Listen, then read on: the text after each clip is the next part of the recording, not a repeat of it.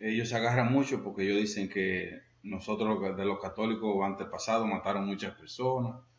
En todas las religiones existen gente mala. Es que el problema, la Iglesia Católica no mató a la gente. Los reyes que se llamaban, te decían católicos. Imagínense usted ahorita, en Venezuela tenemos a Maduro y dice que él es católico.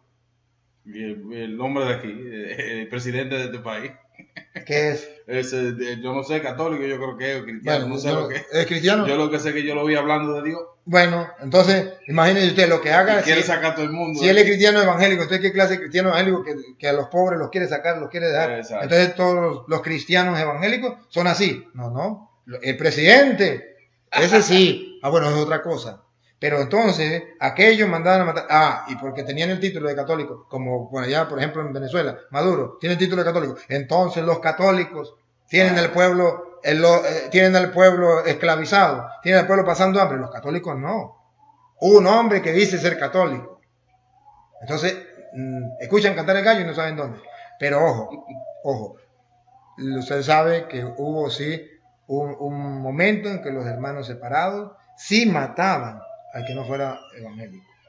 Los mataban. Y eso sí no lo buscan en la historia, eso sí no lo leen.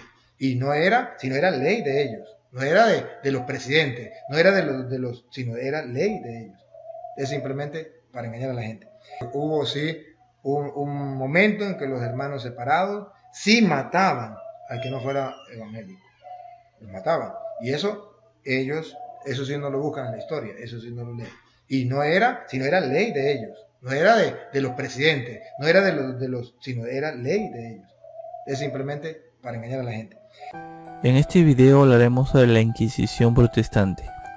En la historia no hay nada más incorrecto que aseverar que la Reforma protestante fue un movimiento a favor de la libertad intelectual. La verdad es que fue todo lo contrario. Para los luteranos y calvinistas es cierto, representó su libertad de conciencia, pero concederle esto a los demás es falso, no mientras ellos dominaran la escena. La eliminación completa de la Iglesia Católica y todo lo que se le ponía en su camino fue considerado por los reformadores como algo perfectamente natural. Si alguien todavía alberga el típico prejuicio de que los primeros protestantes eran más tolerantes, debe ser desengañado, salvo por algunos dichos liberales de Lutero, correspondiente a sus primeros años cuando carecía de la influencia. Es casi imposible encontrar algo en los líderes reformistas a favor de la libertad de conciencia. Tan pronto tuvieron en su alcance el poder para dominar, lo ejercieron. Hansen nos relata acerca de la visión de algunos líderes de la Reforma sobre este tema.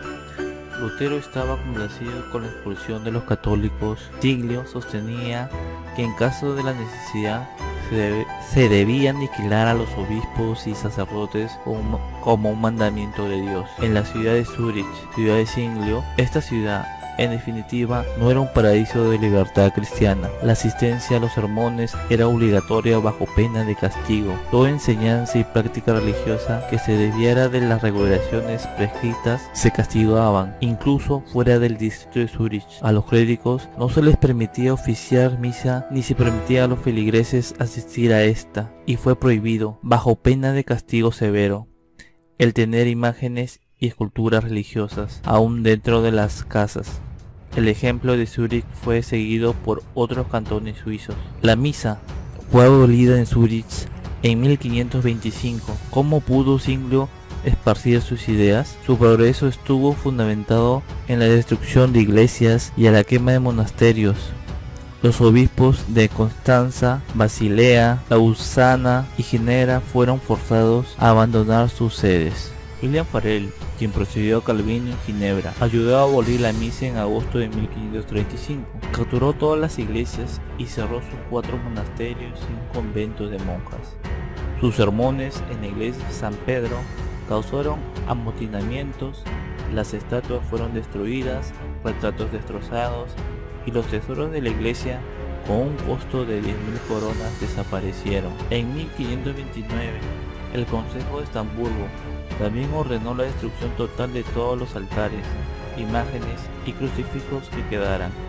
Muchas iglesias y conventos fueron destruidos. Acontecimientos similares sucedieron en Frankfurt. En la ciudad de Lutero, en el territorio de la Sajonia, se había instituido la expulsión de católicos en 1527. En Constanza, el 10 de marzo de 1528, la fe católica fue prohibida por completo por el Consejo. No hay derecho más allá de los establecidos en el Evangelio como es entendido hoy. Los altares fueron destruidos, los órganos fueron removidos por considerarlos obras de idolatría. Los tesoros de la iglesia fueron enviados a las arcas del gobierno. En Escocia, John Knox y sus seguidores aprobaron la siguiente legislación. Fue prohibida la misa así como asistir a esta, bajo la pena de perder todos los bienes y el azotamiento si es la primera infracción, para la segunda el destierro, si la tercera la muerte.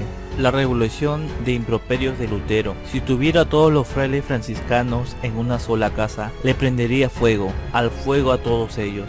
Es una obligación de vencer al Papa usando la fuerza. Los poderes espirituales, así como los temporales, tendrán que sucumbir al Evangelio, ya sea por las buenas o por las malas, como se puede ver el ejemplo en la historia bíblica. Siglio también tenía marcadas tendencias militares, había llegado demasiado lejos y declaró que la masacre de obispos era necesaria para el establecimiento del Evangelio purificado. En 4 de mayo de 1528 escribió: los obispos no desistirán a su fraude hasta que el segundo Elías aparezca y una lluvia de espadas caiga sobre ellos. Es más prudente arrancarte un ojo útil que dejar el cuerpo sujeto a la corrupción. Para citar algunos ejemplos más, se cita fuentes católicas como protestantes. Se recuerda la masacre de los monjes de Abadía de Bernardo Bremen, cuyos monjes fueron asesinados, desollados y se les echó sal en la carne viva, siendo después colgados de campanario por turbas protestantes en el siglo XVI. El ahorcamiento de 6 monjes cartujos y del obispo de Rochester en Inglaterra, protestante, en 1535. La quema de miles de católicos y anabaptistas por Enrique VIII en el siglo XVI, siendo su hija la que heredó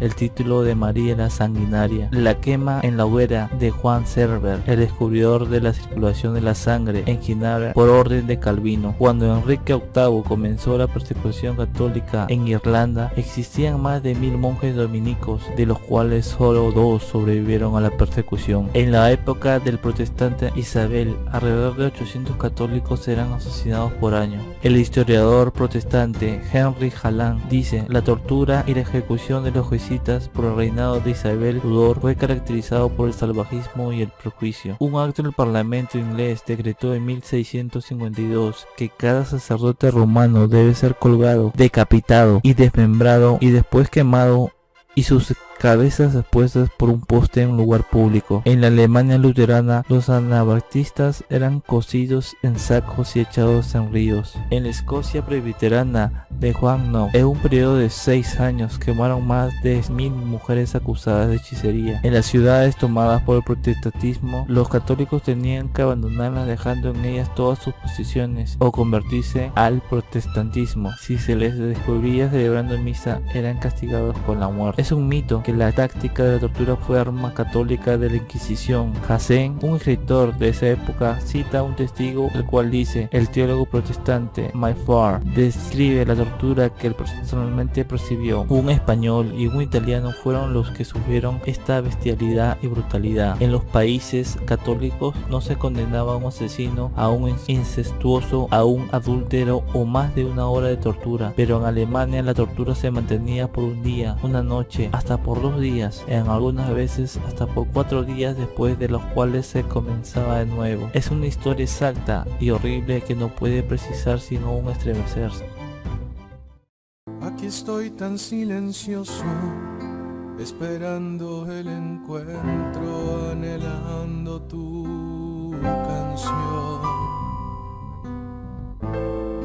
Aférrate a mi presencia, que se abran tus, y si te perdes, te busco. Si quieres hablar, te escucho. He venido al mundo para verte, quiero amarte, retenerte, sumergirte en el amor. Aquí estoy, amor, te espero. soy consuelo. En el pan y vino me he quedado porque estoy enamorado.